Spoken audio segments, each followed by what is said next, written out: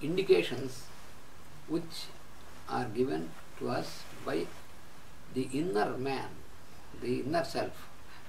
Поэтому мы всегда должны слушать свое тело и считывать эти указания от нашего внутреннего существования, то есть от того, кто существует внутри этого тела. Он дает нам знать о том, когда мы голодны или когда попить хотим. So you take the example of food. Если возвратиться к примеру с едой, so the quantity and the quality of food. Количество и качество еды. Food is a requirement for the body. Пища, она необходима нашему телу для жизни. We generally understand that we are able to sustain, we are able to live because of food. Мы часто думаем о том, что мы способны жить благодаря еде. But it is true that we are able to live, we are able to sustain because of our functioning of our vital energy, vital force. Но при этом нужно осознать одну вещь, что мы на самом деле способны жить благодаря, в основном благодаря действию нашей жизненной силы. It is just like, for example, your car is able to move. Например, наша машина, она может двигаться. If you think that your car will move because by virtue of the fuel which you are putting into it, if you fill the tank, can you say that the car can start to move? Тогда, смотрите, если мы думаем, что мы зависим только от бензина, вот мы залили бензин в наш бензобак, позволяет ли машине это поехать?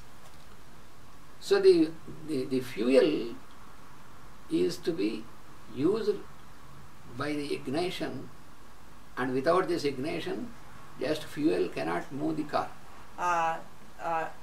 Машина будет стоять, пока мы не включим зажигание. Если мы включим зажигание, и это бензин начнет использоваться машиной, только тогда мы будем способны, только тогда машина поедет. And also there should be some person who makes the ignition. И еще нужен человек, который включит это зажигание. So in the same manner, food is like a fuel in the car. Точно так же и пища в нашем теле. Это подобно бензину в машине. Она подобна бензину в машине.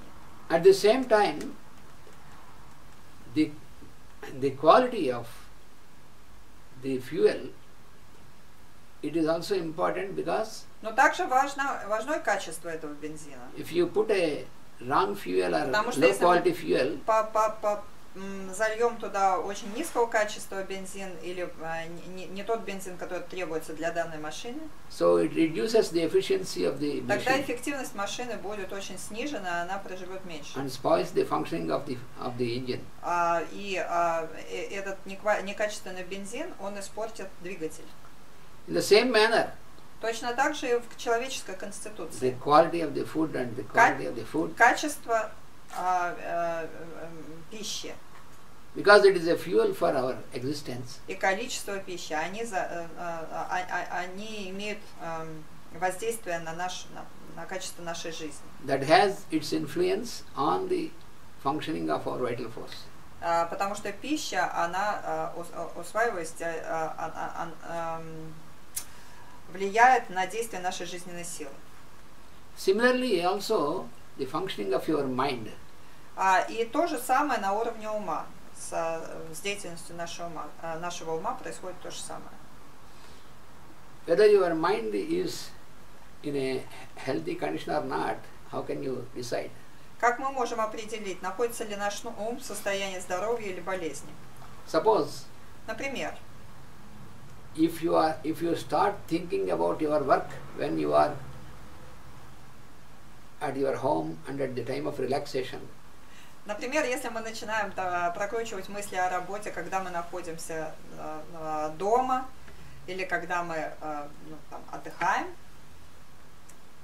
and also when you are at the work where you have a place of work and you started to think about your place of relaxation, your home.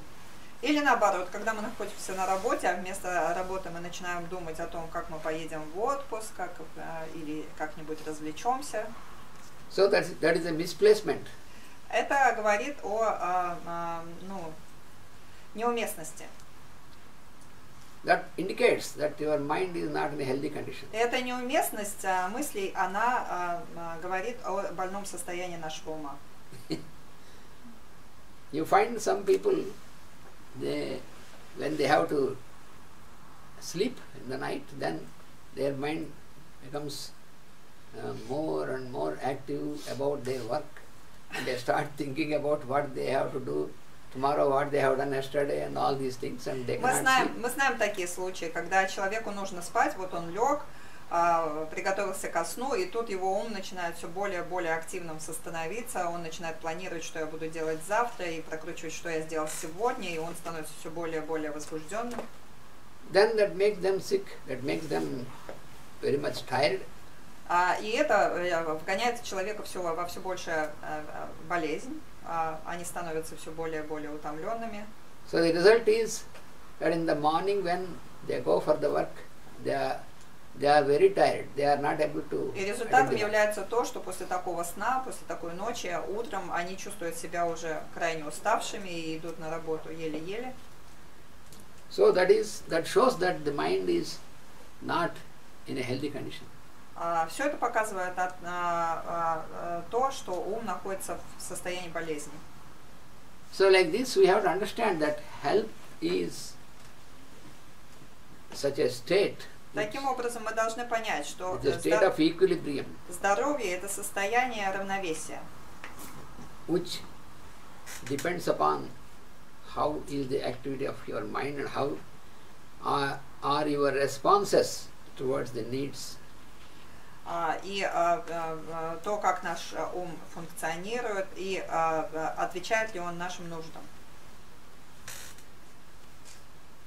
So, also there are many other things. We suppress the natural phenomenon, and for example, when we are at work. И также есть другие случаи, когда мы подавляем какие-то позывы своего тела. Например, мы находимся на работе. Then, for example, if there is indication that you have to release your urine or stool, then you have postponed it because you are busy in the work. И у вас, например, возник позыв сходить в туалет, но вы заняты на работе, вы игнорируете этот позыв. Then what happens? It creates toxic conditions. Тогда результатом является токсическое состояние в теле.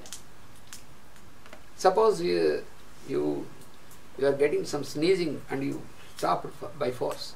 Или, например, у вас чих, а вы его подавляете для того, чтобы чувствуете неудобство.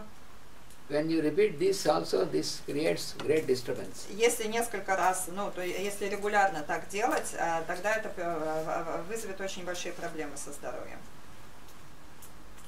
So all these are wrong functionings. И все это говорит все это примеры неправильного функционирования, неправильной деятельности. In the same manner, about the sex also. И тоже касается секса. So if your mind is dwelling on the sex activity all the time when it is not the time for that. Если ваш ум постоянно думает о сексе не тогда, когда вы им занимаетесь, that creates ill balance. Это вызывает сильный дисбаланс в конституции. Because that is also one of the needs, like your hunger, like your thirst. Потому что секс является одной из необходимостей, одной из потребностей тела, как потребность в пище или потребность освобождения от отходов. It is just like you, for example, can you keep on eating and eating the whole day? If you do that, you can collapse. Да, или, например, кто-то, кто с утра до вечера постоянно кушает и кушает, он тоже закончит коллапсом. Only when you feel hungry, you can eat, but the whole day if you eat, whole day you start keep drinking. Потому что здоровье это когда мы едим только тогда, когда у нас есть чувство голода. So А если мы едим целый день, тогда это создает очень большие проблемы. Same manner, when you keep thinking of sex all the time in your mind, и подобным же образом, если мы целыми днями думаем о сексе, that also produces a big disturbance. Это тоже производит огромное нездоровье. So we must know the proper time and the balance of all these things. Мы должны знать время для каждого действия, мы должны быть в состоянии равновесия в каждый момент своей жизни. So, indulgence, what is called indulgence, is to be avoided. So, either in the food or in the drink or in the sex or in the rest, in anything, your mind мы должны should be free избегать from того, что мы indulgence. называем потакательством. То есть мы не должны потакать своим желаниям, а должны следовать своим потребностям. So, all this is because of the ill balance of mind, which disrupts all this functioning, and then it is reflected on the body. Потакание возникает из-за неправильного действия ума, и неправильное действие ума вызывает потом болезнь на уровне физического тела. So, health is a positive attitude. Итак, здоровье это позитивное отношение. And an experience of a harmonious existence. И переживание гармонии существования. So we have to keep always a good understanding and a good following of the nature's laws. And мы должны поддерживать в себе хорошее понимание и следование законам природы.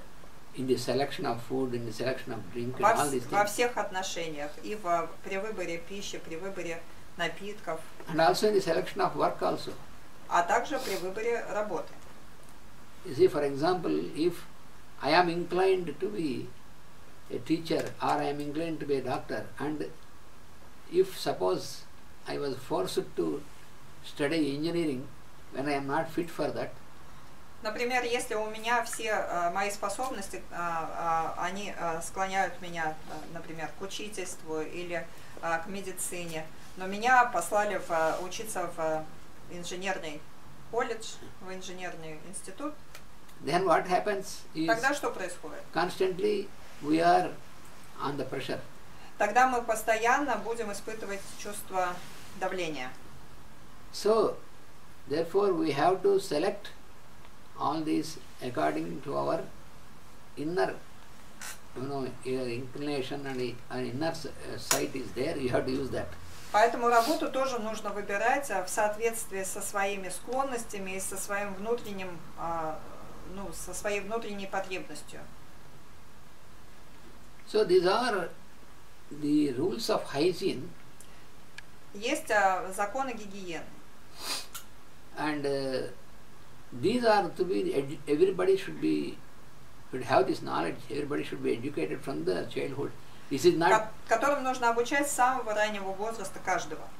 it is not enough just if you go to college or university and study with all these big subjects, but before that everybody should have the knowledge of this. До того, как ребенок поступает в школу там, или поступает в институт и учится большим каким-то темам, его нужно обучить самым основам, это прежде всего законы гигиены. For example, например, in the previous generations, в предыдущее поколение, the women, they knew most of these things and they used to educate their daughters and granddaughters. Все женщины знали все эти законы, и они всегда учили этому и своих дочерей, и своих внуков, дочерей, сыновей, внуков. So you can easily know that when you observe those previous generations, many women, they were living quite naturally and they didn't have many occasions to go to the hospital. Мы знаем, что в прежние времена, когда знание так вот передавалось от родителей к детям, наши дедушки, бабушки, они жили нормальной, природной жизнью, и очень редко они попадали в больницы или ходили к врачам. Because there are the natural phenomenon, and with that, if you keep proper understanding and proper behavior, then there will be no disturbance. Потому что если мы следуем природным законам и ведем простую жизнь, близкую к природе, тогда никаких особых проблем в Конституции не возникает. But now see, in this present age, Но в наше время, for example, pregnancy, например, что касается рождения детей, which is a quite a natural phenomenon. Ведь это совершенно обычный природный феномен. But unfortunately, it is focused like a disease at the present Но, к сожалению, современность рассматривает его как некую болезнь. That is why, right from this time of starting a pregnancy, the women are medicated by the... И с самого начала, с самого момента зачатия женщина должна ходить в консультацию, и ее пичкают всякими медикаментами. What is necessity? Because when you see the animals, the birds, when... Но разве это необходимо, если мы смотрим на природу, если мы смотрим на животных, на птиц? They didn't have such occasion. It is quite natural phenomenon. Мы видим, что это совершенно обычный природный феномен воспроизводства. So pregnancy and delivery, these are very natural phenomena. Беременность и роды – это очень естественный процесс. But now you can see so many women, they are made to suffer and they are made to consume so much of medicines. Но сейчас мы видим женщин, которые страдают, их заставляют принимать всякие медикаменты, делают всякие исследования. And we are made to believe that medicines can cure diseases. И нас заставили думать о том, что препараты медицинские способны излечить какие-то болезни. If medicines can cure the diseases, но если бы это было так, если бы медикаменты могли излечить какую-либо болезнь, by this time all the human beings should have been completely healthy without тогда сегодня все должны были бы быть очень здоровы. Because there are billions of varieties of medicines. Потому что мы знаем уже миллионы препаратов. You see, every day new medicines are invented. И каждый день изобретаются все новые и новые препараты. At the same time, new diseases are appearing. И мы видим, что параллельно с новыми препаратами все новые и новые заболевания появляются. So, when you do not observe the principles of nature, then that causes the disturbance in the healthy conditions. Если мы не следуем природным законам, именно это вызывает дисбаланс в организме и последующую болезнь. So those persons who do not follow, те люди, которые не следуют природным законам, they are subjected to the state of disease. Они подвержены заболеванию. But if we say that we are not cognizant, we are ignorant of all these rules and regulations, but that makes no sense, because we have to know and we have to follow. Но если мы начнем говорить, что мы не знаем этих природных законов, то это нонсенс, потому что мы должны их знать, мы должны им следовать. Suppose if you put the finger into flame and if you feel burning, you say, because I don't know that if this flame burns, but if you know or don't know, but it burns. If whether you know it or not, but if you put the finger, you will burn your finger. Потому что, например, если мы сунем палец в огонь, то он неизбежно будет обожжен. Неважно, знаем мы об этом или нет. So therefore, disease is the result of our wrong behavior with these aspects of our life. Таким образом, болезнь является результатом неправильного поведения в разных аспектах нашей жизни. That means это значит, we have a disrespect towards the laws of nature. Что мы неуважительно относимся к законам природы. So, what is happening now in this, that we have, if we have a disobedience or disrespect and wrong procedures, then we get disturbance in the health, and then we get disease. Таким образом, если мы не следуем этим законам, тогда у нас начинаются неприятности, и в результате мы приходим к болезни. And we try to use medicine to suppress. А потом мы начинаем использовать препараты медицинские для того, чтобы подавить вот эти проявления болезни. So suppression is not a cure of the disease. А подавление не является излечением. So the natural condition, the original condition, that the healthy condition should be restored, and this restoration should not be just by suppression. It cannot be made by suppression. Лечением является восстановление природного баланса, а подавление его вообще никак не восстанавливает.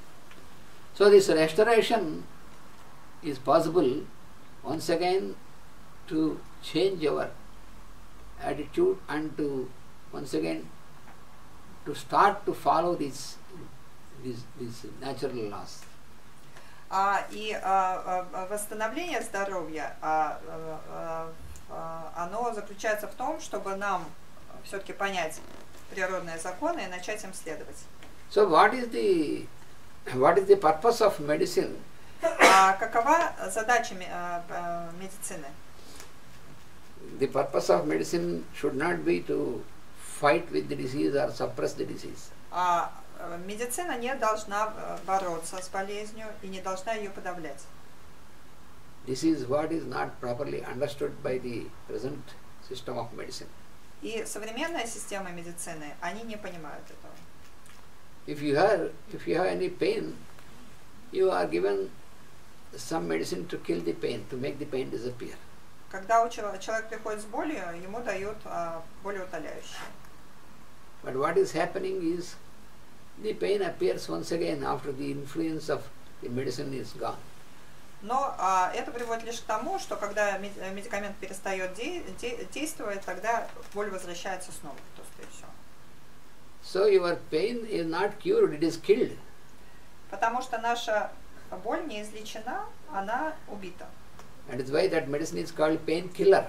Поэтому болеутоляющие, здесь игра слов в английском, да, painkiller, болеутоляющий называется убивающая боль. То есть мы убили. В нашем случае, наверное, нужно сказать, мы ее не исцелили, мы ее утолили. Мы ее просто убрали. So if it is a cure, then once if you take the medicine, then it should not be. Потому что если бы это излечение, тогда приняв медикамент, мы бы никогда больше с этой болью не столкнулись. But when it is appearing again and again, that means. Но если она снова и снова появляется, это говорит о том, что. That means that is not a solution to you to suppress it. То это говорит о том, что подавление не является правильным решением. So this pain is not the disease. Потому что боль не является болезнью на самом деле. So it is an expression or an indication about something which is going wrong. Боль является лишь индикатором того, что у нас в Конституции что-то не так. Therefore, we should not be inclined to use medicine immediately. Поэтому нужно избегать немедленного прибегания к медикаментам, когда у нас появляется боль. So when there is a suffering, a disturbance, then you have to understand what must be the cause for this. Когда возникает некое страдание, мы должны разобраться, в чем причина. В чем причина страдания. We should not have a tendency to medicate yourself immediately. Нужно освобождаться от тенденции хвататься за лекарства в любом случае. Suppose, for example, нарушение здоровья. For example, you had, due to much work or something for a few days, you have so much of work that you could not sleep, you could not have rest. Например, у вас был очень трудный период, вы очень много работали, не могли там вовремя поесть, достаточно поспать. Then, after a few days or few weeks, тогда через несколько дней или через несколько недель you will have a disturbance. у нас будет Then you may get some fever, some headache. либо какие-нибудь симптомы появятся. У нас либо голова заболит, либо поднимется температура. Or some digestive disturbance. Или расстроится пищеварение. Then what you have to do? Тогда что мы должны сделать? You can eliminate these things just by taking some rest and making regulation the diet. Тогда мы должны поспать хорошенько, отрегулировать свою диету нормально. And then in 1 or 2 days, тогда через пару дней мы будем совершенно здоровы. Suppose you immediately, as soon as you have fever or pain or all these things because of this, if you take some medicine, what happens? А если мы вместо этого схватимся за лекарство, тогда что будет? Then the medicine which you have applied, it starts producing its effect on the constitution. Тогда этот медикамент, который мы приняли, он начнет действовать на нашу конституцию, создавая свою собственную болезнь. You know, every substance любая субстанция, which you use to fight with the disease, которую мы используем для того, чтобы побороть болезнь, it starts producing its effect on the constitution. Производит свой эффект на конституцию. That is what is happening with so many medicines which you are using now. Это происходит с большинством препаратов, которые мы сейчас используем. Especially if the medicine is given to fight with the disease, to kill the disease, then it is also damaging the constitution. Особенно если мы используем такие субстанции, как более утоляющие, например, они обычно сильно разрушают нашу конституцию, создавая свою собственную болезнь в конституции. So therefore, we must understand that поэтому мы должны понять, the necessity for medication is the least thing. Что необходимость в медикаментах это самое последнее. So first we have мы должны прибегать. We have to find Сначала out. мы должны найти причину. First we have to try to find where we have to rectify.